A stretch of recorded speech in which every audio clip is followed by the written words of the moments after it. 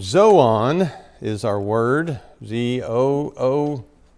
You remember that? Or since we're talking about 4 of them,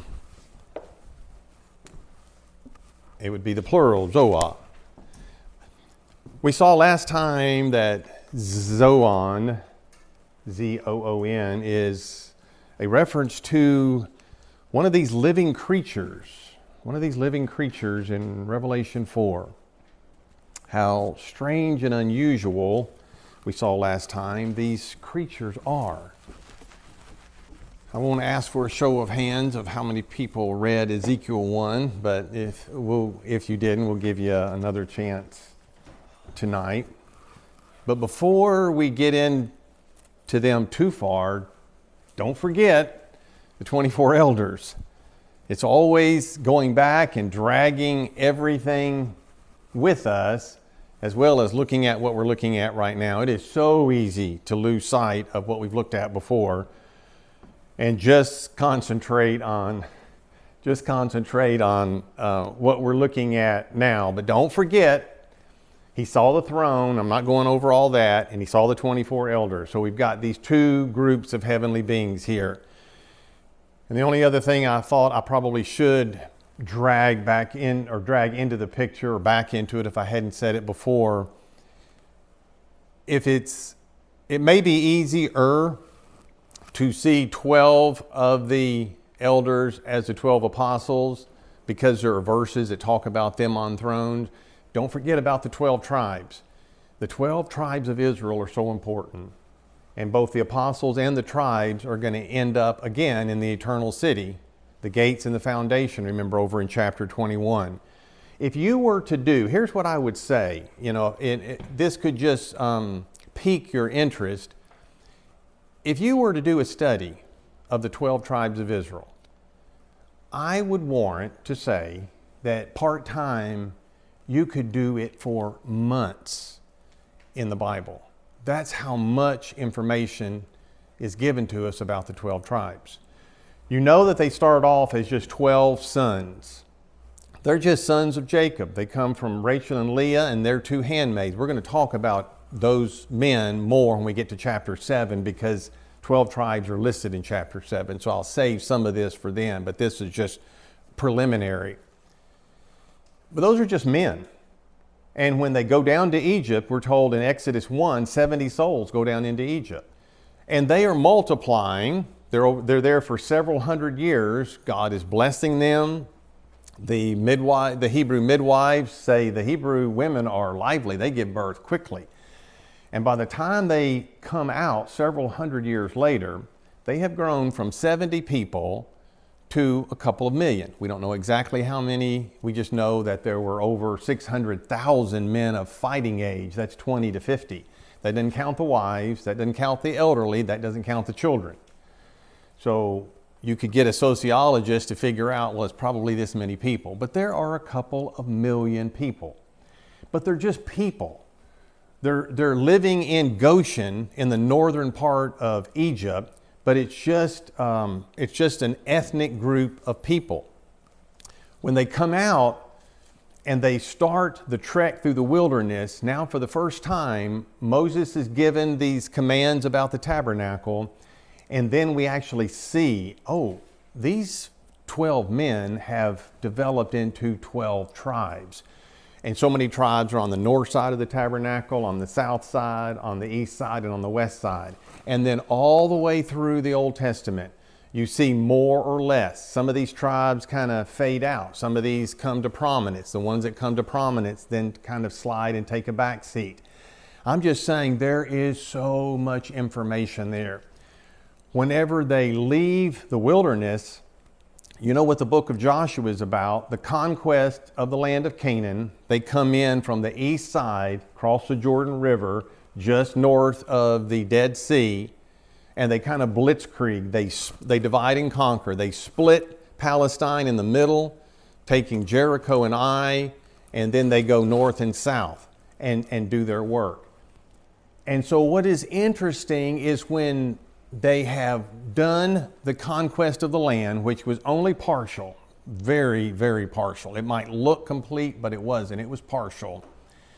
And then Joshua is going to do what? He's going to parcel out the land by lot to the 12 tribes. Do you remember this? Because I'm going to ask you a test question here. So pay attention. So here's the Mediterranean Sea. Here is the Sea of Galilee. Here's the Jordan River. Here's the Dead Sea. Some of you know Bible geography, will recognize that, others won't. Egypt is over here. They've wandered around in the wilderness. They stayed down here at Kadesh Barnea for a long time, but finally they've come around here and they're coming into this modern day Jordan. They're coming across the Jordan River into the land, the promised land. And they're going to have the land divided by lot. We just read that and we don't really think, what does that mean, divided by lot? That is a sacred, let's just say, dice, for lack of a better term. It was probably the Urim and the Thummim that the high priest had in his breastplate, but in his ephod. But they're going to cast a lot. Proverbs tells us that the lot is cast into the lap, and the whole disposing thereof is of the Lord. It is divine predestination that each of these tribes get exactly what they are given.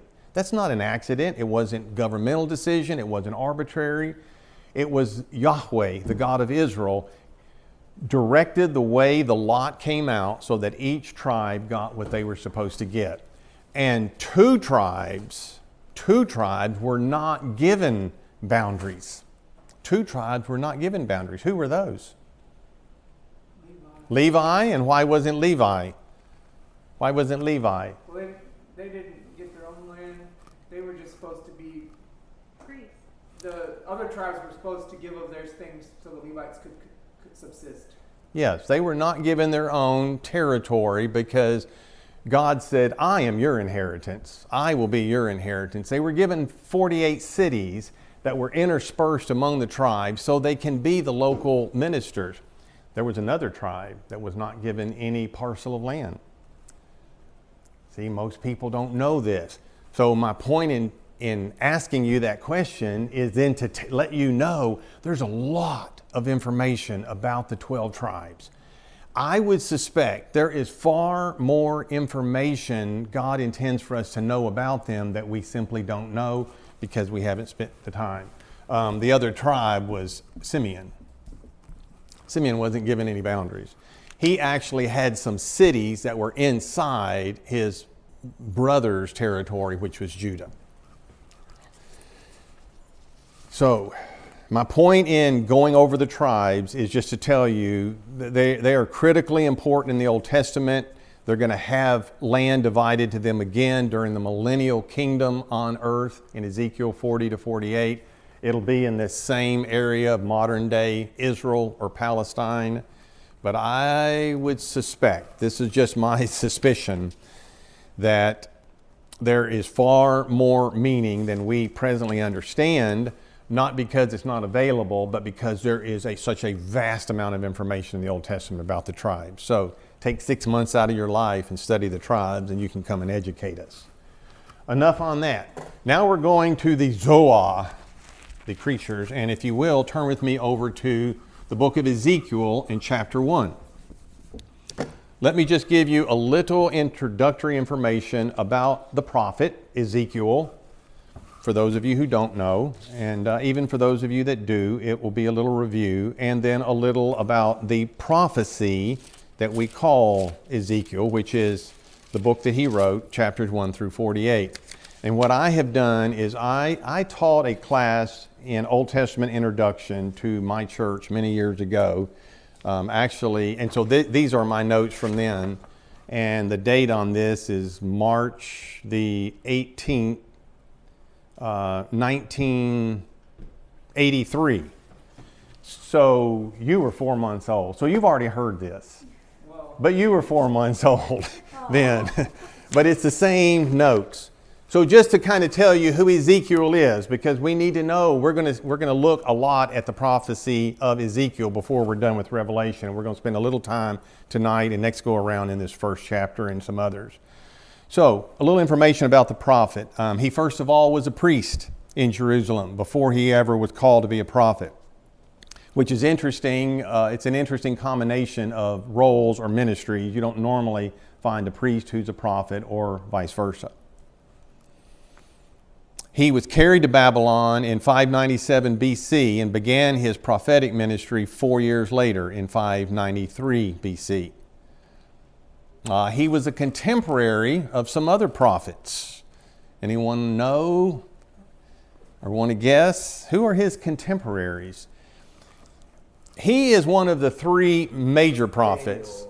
Daniel, Isaiah, Jeremiah, and Ezekiel. We have the three major literary writing prophets, and then we have the 12 minor prophets. Daniel's not one of the 12, but Daniel was still a prophet, definitely, and he was a contemporary. Daniel's a contemporary, Jeremiah is a contemporary, and the little-known prophet Habakkuk is a contemporary. The other prophets, like Isaiah, was 150 years earlier. Some were earlier and some were later. But he has three contemporaries, Jeremiah, Daniel, and Habakkuk. His name meant Yahweh strengthens, or God strengthens. He was married. He had a wife.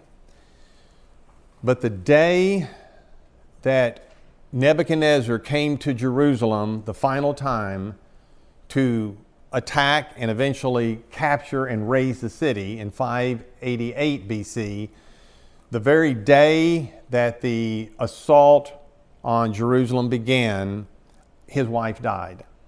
This is in chapter 24, verses 16 to 18. And God said, don't shed a tear. It's difficult to be a prophet. The prophets, and Ezekiel is chief among them, were often acting out the things that they prophesied. So this was to show the people, there's going to be so much death, you don't have time to cry. You don't even have time to bury one. There's going to be so much horror. And the nation of Israel was reduced to starvation and cannibalism by the time it fell in 586 BC. And this is told to us in Jeremiah as well as here in Ezekiel. His ministry lasts about 22 years. If you look over in chapter, you don't have to do this, but chapter 29 and verse 17, we see a much later period, 2 decades later. So that's a little about the prophet. Something about his prophecy. His entire book of 48 chapters is very autobiographical because he's employing the first person throughout. And God often addresses him as Son of Man, and then he'll often follow that with, what seest thou? He calls him Son of Man 90 times in the book. It's God talking to the prophet. He gives him a vision or a revelation. And we get an incredible vision here in this first chapter, which we're going to look at. But he gets a vision, and God said, what do you see? What do you make of that? And then God will give him something to say to the nation of Israel. It's a book filled with visions and strange imagery and symbolic actions, much of which is later picked up by the seer John in Revelation, such as living creatures. Why does John not have to give us much information about the living creatures in Revelation? He assumes our knowledge. Because, if you've read this, you can't forget what you've read. Like I told you last time, you might forget chapter 23 or chapter 7 or chapter 42, but you don't forget chapter 1. The living creatures, Gog and Magog. This is the book where they appear. John picks up the same terminology again in Revelation chapter 20.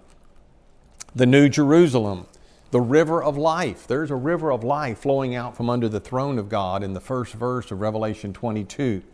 We see an interesting river here. I'm not saying they're the same river, and I'm not saying Gog and Magog are the same entity from book to book. I'm just saying he's borrowing that, or he has reference to at least that terminology and ideas associated with them in the book of Ezekiel. And then, of course, another thing is the eating of the book, which we're going to see John do in Revelation chapter 10, and Ezekiel does the same thing here. Something else about the prophecy, it's chronologically laid out very well. He's careful to date all of his prophecies in relation to a king, or in relation to his own birth date, or in relation to the siege on the city of Jerusalem. Books full of proverbs and parables and allegories. Contains some of the most explicit teaching in the Old Testament about the tribulation period and especially the millennium. Okay, so there's something about the prophet and the prophecy. Let me read these first 3 verses, and then I'm going to try to set the context for this book for you. We need to understand a context, a background of anything before we're going to understand what he says. So, Ezekiel 1:1. Now it came to pass in the 30th year, in the 4th month, in the 5th day of the month, as I was among the captives by the river Chebar, that the heavens were opened, and I saw visions of God. See, that's similar to John's account in Revelation 4:1 and 2. He saw a door opened in heaven. He said, I saw the heavens open, and I saw visions of God. And in the 5th day of the month, which was the 5th year of King Jehoiakim's captivity, the word of the Lord came expressly unto Ezekiel the priest, the son of Buzi, in the land of the Chaldeans, by the river Chebar, and the hand of the Lord was there upon him. All right, so let me just give you a little of the context of Ezekiel. Because if you don't know Old Testament history, and some of you don't, then you're handicapped, and I just want to help you out a little. The nation of Israel, on the death of Solomon, was divided between the northern kingdom and the southern kingdom. We had the northern kingdom ruled by its kings, the southern kingdom ruled by its kings. The northern kingdom fell to the Assyrians in 722 BC. That was the superpower of the world. It's one of the world powers talked about in Daniel's book. It's not one of the ones that start and then go on past or forward from Babylon, but it's one of the ones, it's also one of the ones mentioned over in Revelation chapter 17. But I'm getting ahead of myself there. So the northern kingdom fell. Northern kingdom is gone at the hand of Assyria. By the time we get into the early 7th century, so 612 BC, the capital city of Assyria, which is Nineveh, falls to the new up and coming power, which is called the Neo-Babylonian Empire. Now the Babylonians are in control of that part of the world, the Levant, the Middle East. They're in control. They take Nineveh in 612, and then it's a long series of events. I won't bore you with all the details. There are 3 incursions into Palestine to wreak havoc against the Jewish nation. The first happens in 606. At that time, Daniel, the prophet, along with his 3 friends, Hananiah, Azariah, and Mishael, better known by Shadrach, Meshach, and Abednego, Daniel and his 3 friends are taken to Babylon in 606. In 597, and a puppet king is set up. Puppet king rebels, Nebuchadnezzar comes back. In 597, he comes back. This time, Ezekiel goes into captivity. Okay, so Daniel goes in 606. Ezekiel, our concern, goes in 597. And finally, again, in 586, the city falls and the entire population, except for a few stragglers, are deported to the country of Babylon, which is modern Iraq today. There's a little of the background, the setting of Ezekiel. So he's a married priest. He is taken to Babylon. We see that here in this book. He's in Babylon. He's in Babylon when he is given this revelation. He says he's by the river Chebar, which is a canal off the Euphrates River. This 30th year in the first verse is probably his own age. It came to pass, because he doesn't date it with any kings or anything else, just in the 30th year. It's probably when Ezekiel turned 30 is when this happens, and God calls him into the prophetic office. And if we read his prophecy, we see that he agrees with Jeremiah in explaining why all this is happening. The southern kingdom was aghast at what had happened. They thought they were God's people, and they were God's people, and they thought they were invincible. And they really thought as long as they had the temple, everything is good. Well, the temple is destroyed. There's going to be a little small remade temple 100 or so years later by the returning exiles, but they were aghast at what had happened. And Ezekiel says the reason this has happened is the same as my contemporary Jeremiah has said. You have sinned against God. You have broken covenant with him. And that's why Habakkuk is so concerned. Habakkuk, who also is a contemporary, is saying, why? Lord, why would you use Babylon to punish Judah? Babylon is a wicked nation itself. And he said, you're of pure eyes and to behold evil. How could you be using that nation to punish your people? And by the end of Habakkuk, the 3rd chapter of that little minor prophet is just a poem and praise. He understands God is controlling everything. Judah sinned. God's going to use Babylon to punish them. But Babylon is no saint, and they are going to be punished in the future as well.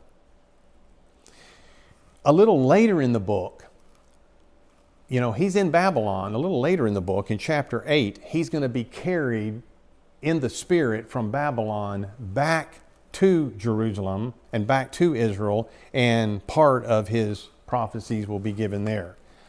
Okay, so look, you hear me talk all the time. Who wants to be my lector? You know what a lector is? You know what a lectionary is? It's a church reading. The lector is the one that reads it. We need to read chapter 1.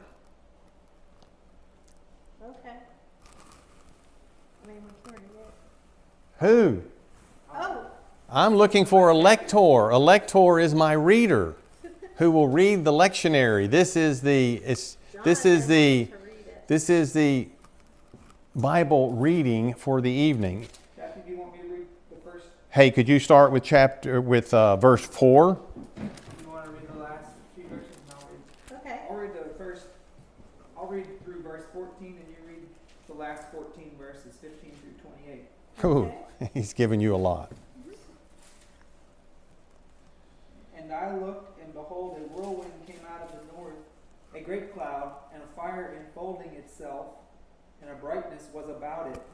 And out of the midst thereof, as the color of amber, out of the midst of the fire.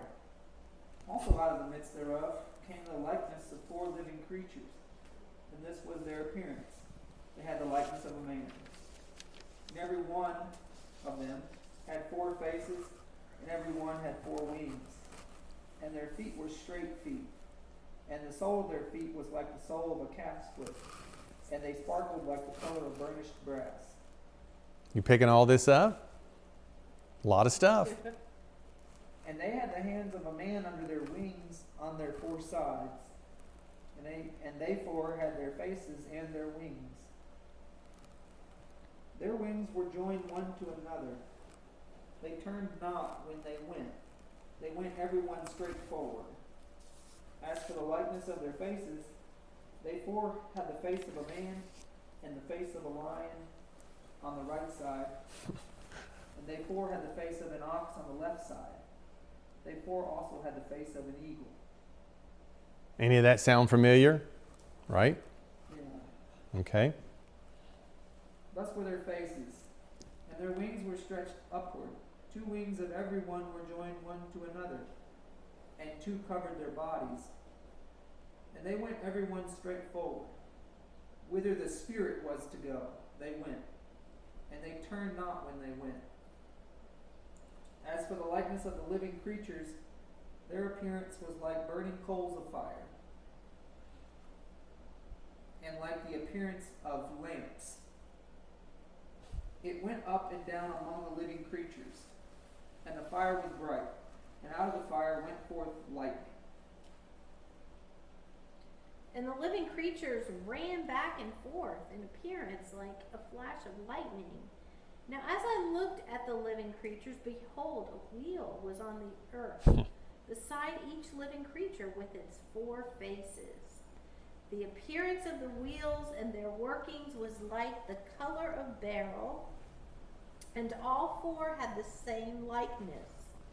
The appearance of their workings was, as it were, a wheel in the middle of a wheel.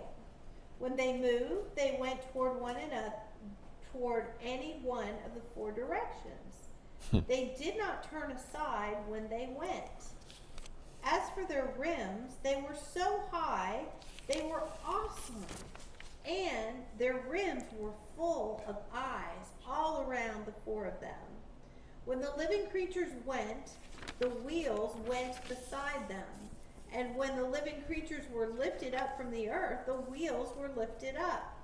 Wherever the Spirit wanted to go, they went, because there the Spirit went. And the wheels were lifted together with them, for the spirit of the living creatures was in the wheels. When those went, these went. When those stood, these stood. And when those were lifted up from the earth, the wheels were lifted up together with them. For the spirit of the living creatures was in the wheels. The likeness of the firmament above the heads of the living creatures was like the color of an awesome crystal stretched out over their heads. And under the firmament their wings spread out straight one toward another. Each one had 2, which covered one side, and each one had 2 which covered the other side of the body. When they went, I heard the noise of their wings, like the noise of many waters, like the voice of the Almighty, a tumult, like the noise of an army. And when they stood still, they let down their wings. A voice came from above the firmament that was over their heads. Whenever they stood, they let down their wings. And above the firmament over their heads was the likeness of a throne, in appearance like a sapphire stone. On the likeness of the throne was a likeness with the appearance of a man high above it. Also from the appearance of his waist and upward I saw, as it were, the color amber with the appearance of fire all around within it. And from the appearance of his waist and downward I saw, as it were, the appearance of fire with brightness all around, like the appearance of a rainbow in a cloud on a rainy day. So was the appearance of the brightness all around it. This was the appearance and the likeness of the glory of the Lord. So when I saw it, I fell on my face, and I heard a voice of one speaking. Thank you. So in the future, when I seek a lector, now you'll know what it is. Isn't that much better hearing someone else's voice than mine all the time? So what's your reaction after reading that chapter? I mean, if your reaction is like most people's, it is, wow, what in the tarnations? What in the tarnations did I just read? It's a start to the book. It's apocalyptic literature for sure.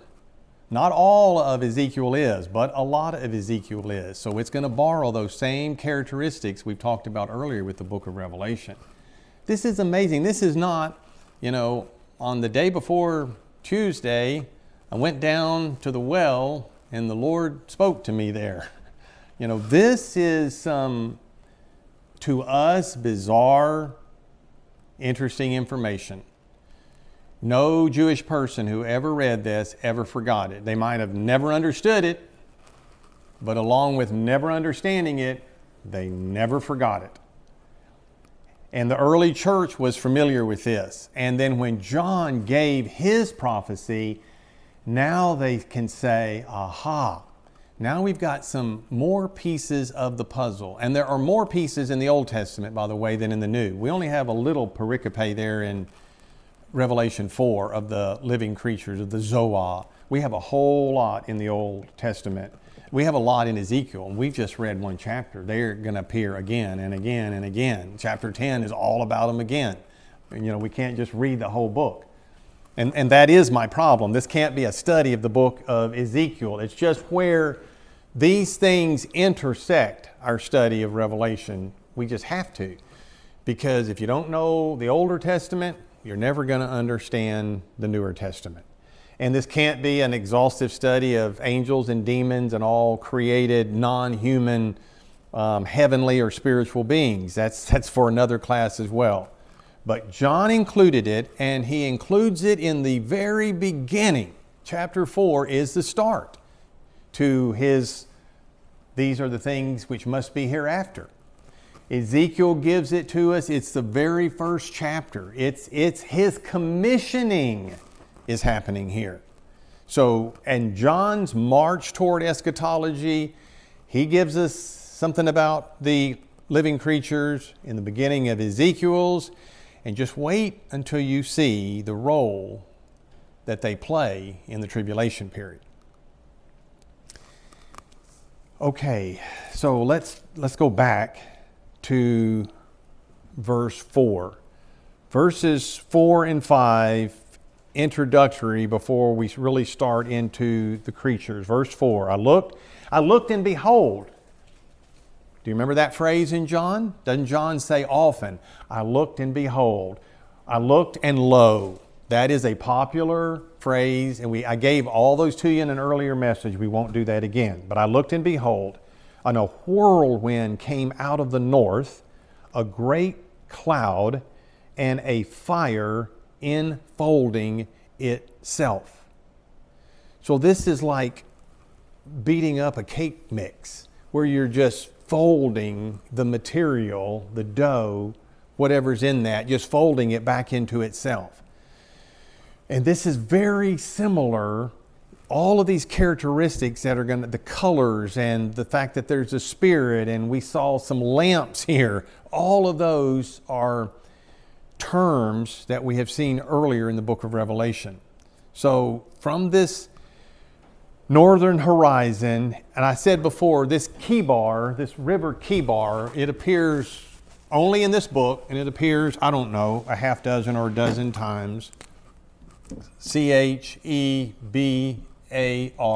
It's not actually a river, but it is a canal off of the Euphrates River, which is still over there today, which was one of the rivers around the Garden of Eden in Genesis chapter 2. So it is one of the world's oldest rivers. It was before the flood, and it is still here after the flood. And the river Euphrates is going to figure very importantly later in Revelation, because we find out that there are some powerful demonic evil forces that are held there at that river. They're there as we speak tonight. They've been there for thousands of years, and they are held there. I would not want to live in Iraq. I just would not want to live over in that part of the country. There's just a lot of bad stuff is going to come from that. Has come from that area, Babylon. Revelation 17 and 18, Babylon is fallen, Babylon is fallen, great Babylon is fallen. Jeremiah talks about Babylon is fallen. So we've got this coming out of the north, this fire enfolding itself, and then in verse 5, stepping out of that fire come 4 living creatures. John saw 4 living creatures 700 years later. These are on the earth. Those were up in heaven. I looked and behold, a whirlwind came out of the north, a great cloud, a fire enfolding itself. A brightness was about it, and out of the midst thereof, as the color of amber, out of the midst of the fire, also out of the midst thereof, came the likeness of 4 living creatures.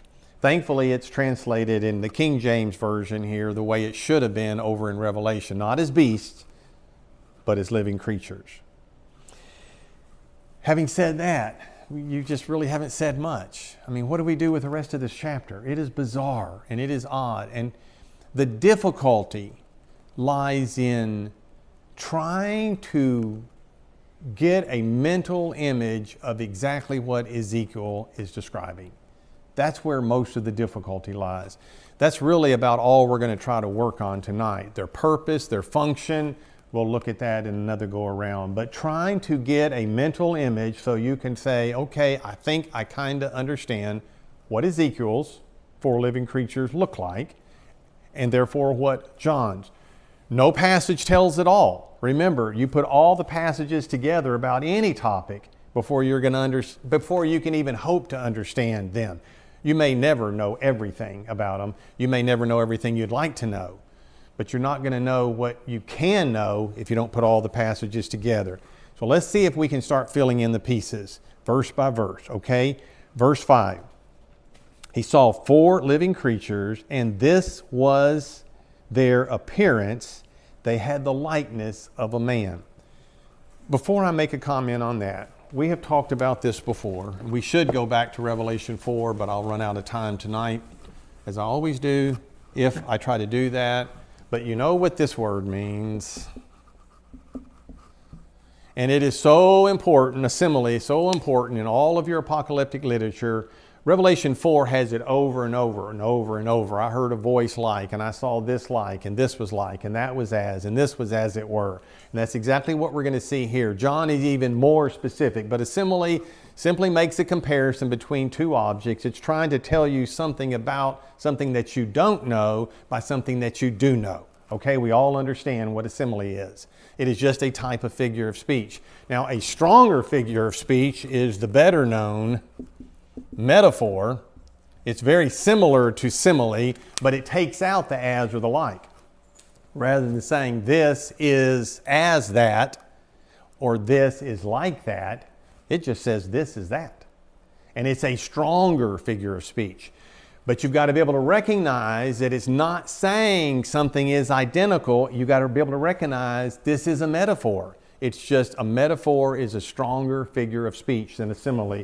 We'll talk about that later in Revelation, and I will give you some examples. But what we're seeing right here is definitely a simile, a figure of speech. They had the likeness of a man. And then he's going to go on to give further description. So what does he mean by that? What does he mean by they had the likeness of the man? Because then we go on to find out, well, they got eyes everywhere, wings, hands under their wings, and some of them have these crazy faces. That's not like a man at all. So he's talking about their overall appearance is they are upright. They're not a reptile. It's not a bird.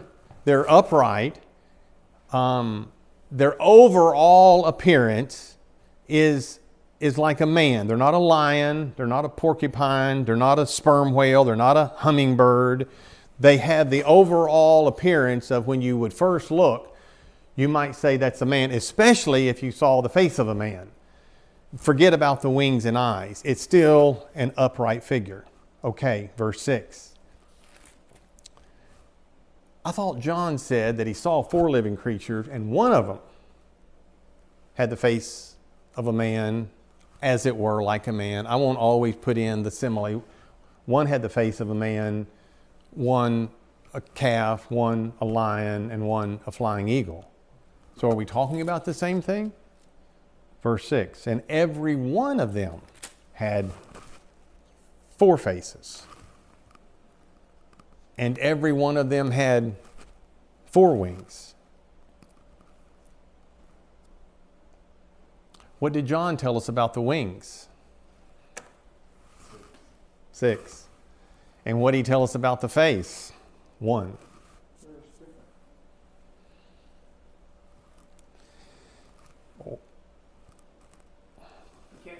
Can't both have 4 wings and 6 wings at the same time. Unless it's hard to differentiate. Unless it's your perspective or what you can see at any given time. So in verse 6a, we're told they have 4 faces. So I think here's what we have going on. When John sees them, they have 4 faces. When John sees them, he's looking at the throne. He's not looking at the back of the throne or the side of the throne. He's looking at the throne where the occupant, the resident, will sit. And those 4 living creatures that were in and about the throne, remember, it was hard to pin them down. They weren't just stationary. They weren't sitting on thrones like the 24 elders. At the moment that he saw them and he wrote, whatever face was facing him is the one that he saw. And so he saw that one of them had this, one this, and one the other. Ezekiel, and John knows, well, Ezekiel 1 is in the Old Testament. They can go back there and read and get a fuller description. Ezekiel is going to definitely give us a more complete description of them. Another thing is, it makes sense that Ezekiel's description would be more complete, because he doesn't see the throne first. He's describing what he sees first, which is everything That's about right. the creatures. John sees the throne first. They're so his flip-flopped. attention's on the throne and not the creatures. That's exactly right. So if you're going to look at one of who's going to be more particular about accuracy on the creatures, it's probably going to be Ezekiel. And that was a point I would make later, that it's flip-flopped what they see and when they do. John sees the throne, then the creatures. Ezekiel sees the creatures and then the throne, definitely. And Ezekiel has a lot more time because he sees the wheel within a wheel. John doesn't tell us anything about that.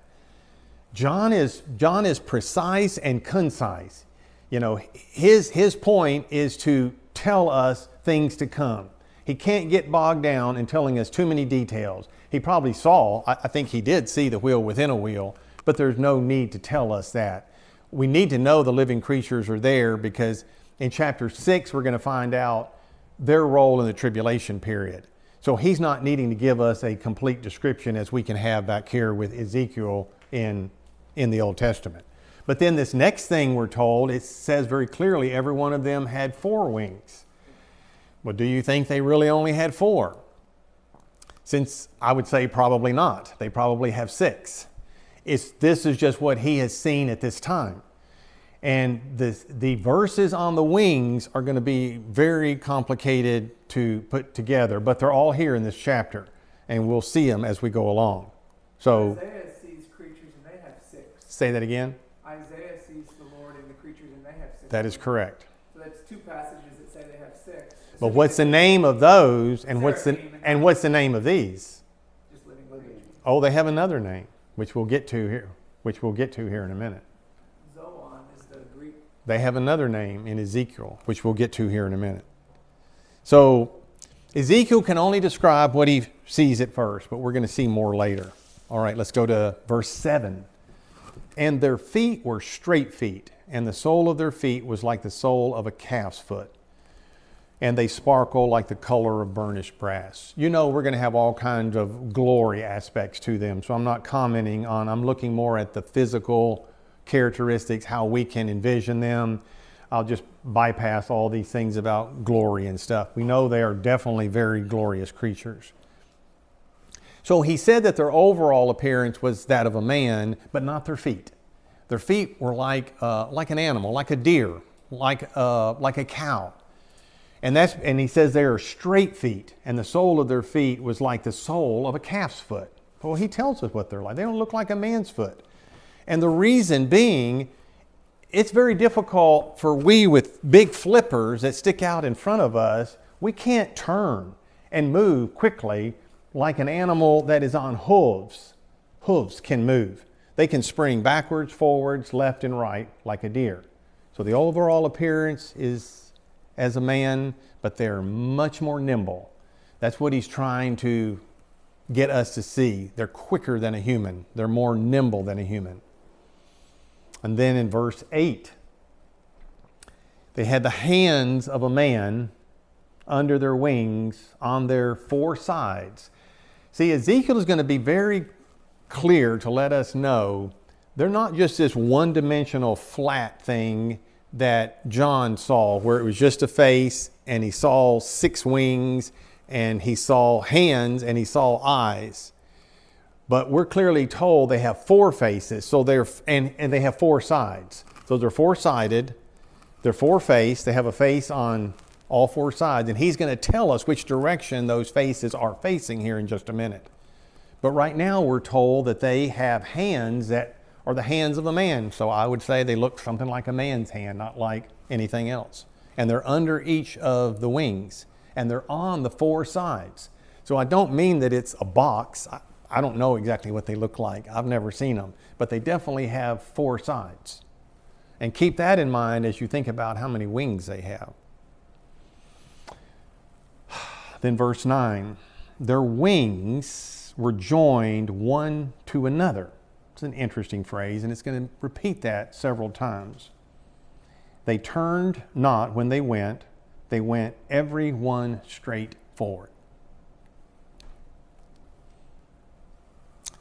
And if we look at verse 11, these wings that are joined, he mentions other wings that point up. And I think the reason that he's telling us that they have 4 faces and that they are 4-sided, and I think you might have said something the last time, or somebody in here did, I don't remember who, talking about 4 directions. It's just their speed and their ease of locomotion. Wouldn't it be great if you had a face on all 4 sides of your head? You never have to turn around. You see everything, and if you decide to go to the left, the face that's over here goes and everything else follows. Or if you decide to go over there, the face over here, it says multiple times here, they don't turn. They don't have to do like we do. We have to turn around. That's what makes feet difficult for us. We've got to turn all the way around. With the kind of feet they have, they simply don't have to do that. They simply go straight forward. No left turn, no right turn, no reverse. Every direction they go is straightforward. Verse 10. And as for the likeness of their faces, now he's really going to tell us, as the likeness, all 4 of them have the same 4 faces. This is the verse that will tell us all 4 of them have 4 faces. They had the face of a man and the face of a lion on the right side. So the face of the man is the one that was facing Ezekiel, because the others he identifies in relation to this face of a man. The man is facing Ezekiel. The lion is on his right side. The face of an ox on the left side. And then he said, and they 4 also had the face of an eagle. Well, where was that? That was on the back side. He identifies what's facing him, what's to the right, what's to the left. And so by deduction, we know that the one that we cannot see, but that he is aware of, is the face of the eagle, which is on the backside. Making any sense at all? Better sense? Better. No sense? Nonsense? Thus were their 4 faces, and their wings were stretched upward. 2 wings of every one joined one to another, and 2 wings covered their body. So I have to get a little ahead of myself to say this, but we saw already in Revelation that they are in and about the throne of God. They are the creatures that are in extremely close proximity. And as I'll get ahead of myself and we'll see later, they are the entourage. They are the means of locomotion for the throne of God.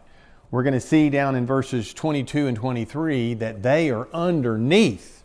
Here, they are underneath this glass sea, and the throne is above that. You have the throne, you have the glass sea, and then you have the ones doing the carrying of the throne underneath. That's the picture that we need to end up with by the time we're through with all of this. John would describe it being in the throne. If the throne's sitting on a sea of glass, which is crystal clear, and the creature's underneath it, it kind of looks like they're in it, because they're right. You can see it right there. Well, in John's situation, the throne is set. We said there was a throne set in heaven, not going anywhere. This one just arrived. Remember? He saw this thing coming from the north. This throne just came into view. This one just arrived. You have to have means of locomotion. And God is using human anthropomorphic language to demonstrate, his glory and majesty and his power and his omnipresence. These things move at what? The speed of lightning. Well, they move faster than that. They can be everywhere almost at the same time. I mean, they go, that's the image. It's trying to describe to us the absolute presence of God everywhere because of the speed of these creatures and by virtue of the fact that they never have to turn to go anywhere and they never have to reverse. So we've got, in verse 11, two wings are joined. It said two wings join one to another. So I got off on that to say this. They are surrounding the throne. And that's why Ezekiel he's able to end up seeing the different faces of them because they are around the throne and their wings are out touching the one beside them. They've got two wings and one's touching this one and one's touching that one. But they also have two wings that go up in the air. Well, do they have any more? Let's keep reading. Verse 12. They went every one straight forward. Whither the Spirit was to go, they went. They turned not when they went. And again, some more of the glory of their appearance in verses 13 and 14. And I think I said in verse 14, the living creatures ran and returned as the appearance of a flash of lightning. So we are to get from that the incredible speed. And then in verses 15 through 25, we have a whole section of material that details their means of transportation.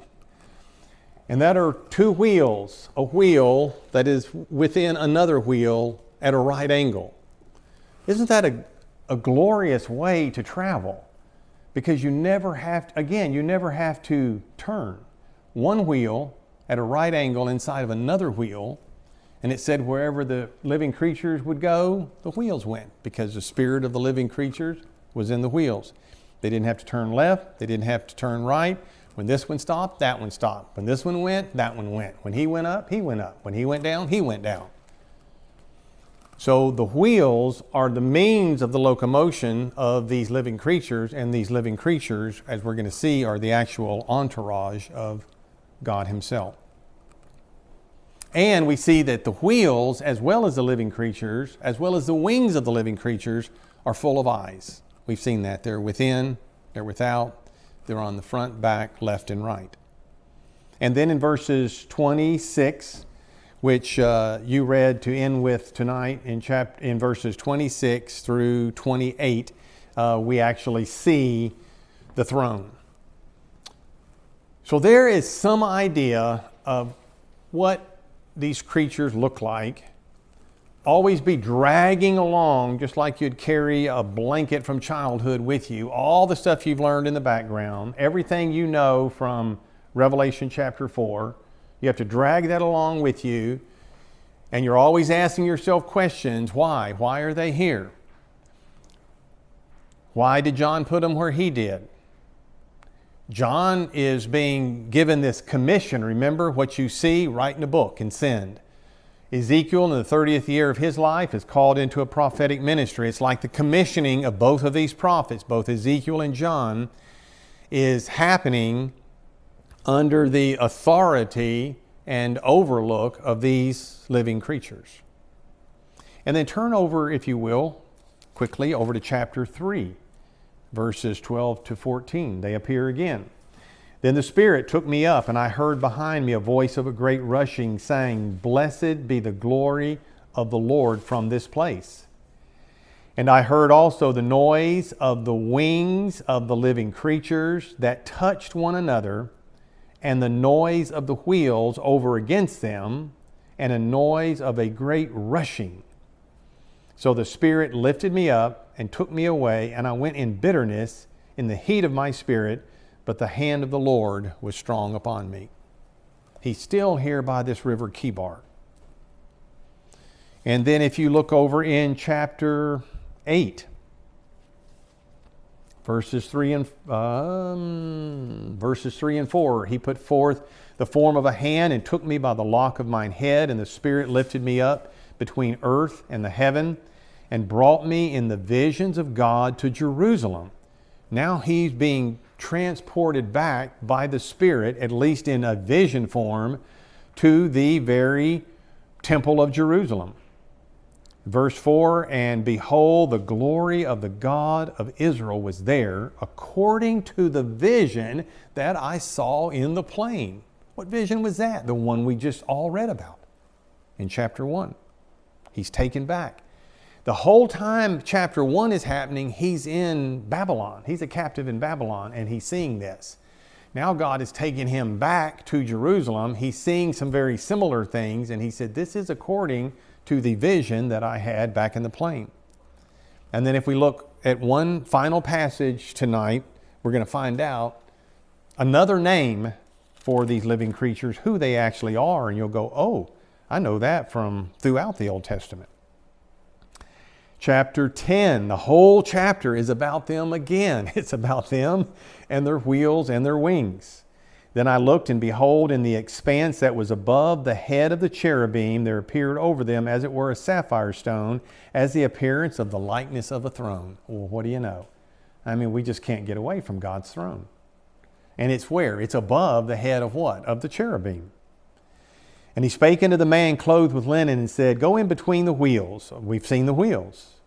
Even under the cherub, and fill thine hand with coals of fire from between the cherubim, and scatter them over the city. And he went in my sight. Now the cherubim stood on the right side of the house when the man went in, and the cloud filled the inner court. Then the glory of the Lord went up from the cherub and stood over the threshold of the house, and the house was filled with the cloud, and the court was full of the brightness of the Lord's glory. And the sound of the cherubim wings was heard even to the outer court, as the voice of the Almighty God when he speaketh. We can't even scratch the surface of appreciating this. That's what their wings sounded like. It came to pass that when he had commanded the man clothed with linen, saying, take fire from between the wheels, from between the cherubim, then he went in and stood beside the wheels. One cherub stretched forth his hand. They need their hands because they do things. From between the cherubim unto the fire that was between the cherubim, and took thereof, and put it into the hands of him that was clothed with linen, who took it and went out. Verse 9, and when I looked, and behold, the four wheels by the cherubim, one wheel by one cherub, another wheel by another cherub, and the appearance of the wheels was as the color of beryl stone. And as for their appearance, they four had one likeness, as if a wheel had been in the midst of a wheel. And then just jump all the way down to verse 15. And before I read that, just a word here. So, that's the singular. And in Hebrew, you just put an I-M on it, cherubim. There's not a cherubims, S. The I-M in Hebrew is the plural. So the King James translator just wanted to pluralize the plural. So they added an S. But it's just, so like in the Old Testament, the name of a judge in Hebrew, they were called shophets. So what do you think judges were? Shophatim. So just a little note about Hebrew. If a word has an I-M on it in Hebrew or in English as we transliterate it, it's just a plural form. So you know what this is. Elohim. Just without that is God. With that is God's plural. But the interesting thing in Hebrew with your verb and noun agreement, which they do agree as they do in English and as they do in Greek, even though you have Elohim, a plural noun, then if it refers to Yahweh, the God of Israel, the plural noun is followed by a singular verb, which is just totally and remarkably amazing. So you have in this name a lot of information. Elohim. Elohim was one of God's many names in the Old Testament.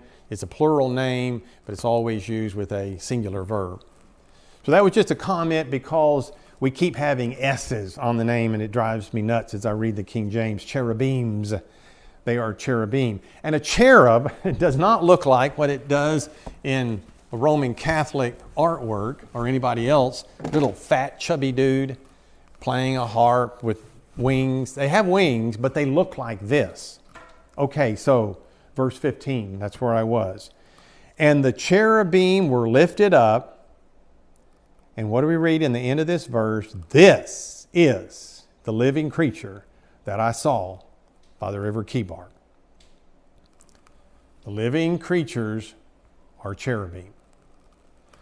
The other creature that he has mentioned a couple of times in Isaiah chapter 6, which was seen in Isaiah's commissioning, were called seraphim.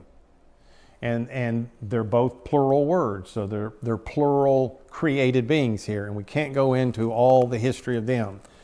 But suffice it to say that the living creatures are cherubim. Now, you've heard of cherubim, right? In reading the Old Testament, a lot of the artwork around the tabernacle had carvings of the cherubim.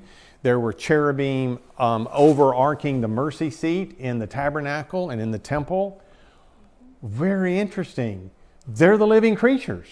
They are the living creatures. It's just two different names, just stressing different things about them. But they are the living creatures. I love you, Lord, and I lift my voice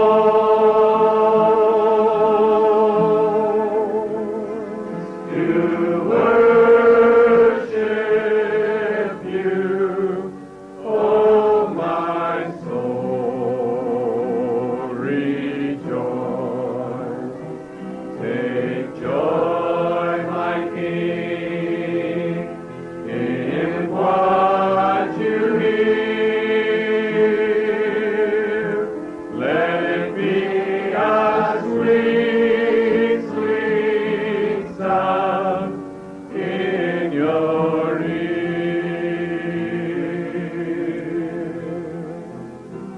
I love